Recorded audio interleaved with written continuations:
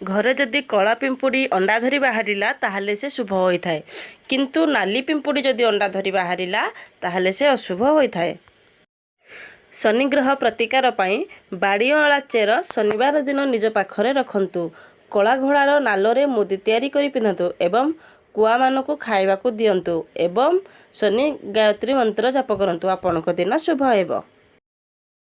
घरु बाहर को जीवा बेले डाहाण पाखरे पानी कलश थिले आपणकर मंगल हेबो एवं जेउ काम आपण जाउछंती ताहा निश्चय फलप्रद हेबो।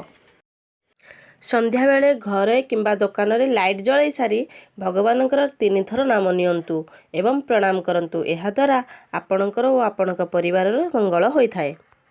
आपणक बाथरूम जेते सुंदर हेले मध्य कबाट को सब बेले बंद करी रखंतु एवं झरकारे गोटिए लाल कपड़ा रखंतु।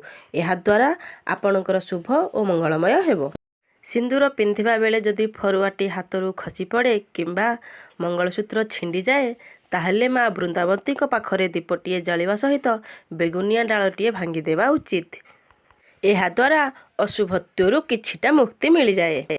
किछि माँ माउसी बिछଣା तले पैसा रखी दियंती। जदि रखुजंती केबे भी बिछଣା तले पैसा रखंतु नहीं। एहा लक्ष्मी छड़ार कारण अटे।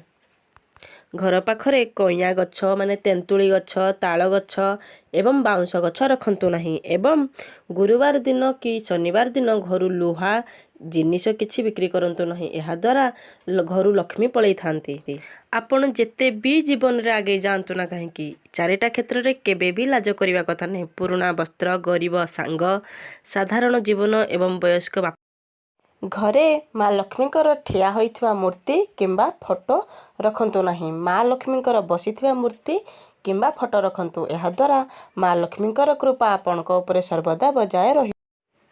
जदि कौनसी प्रसिद्ध तीर्थस्थान को जाइछंती तेबे सेठाकर माटी टिकी आनी घर अगणारे पकई दियंतु। एहा द्वारा आपणकर ओ आपणक परिवारर शुभ होइथाय। किंतु हाँ एही कार्य गाधई सारला परे ही करिवे। गाई खुरार धूली धानर धूली भणंजार पाद धूली पड़िले घरर शुभ होइथाय।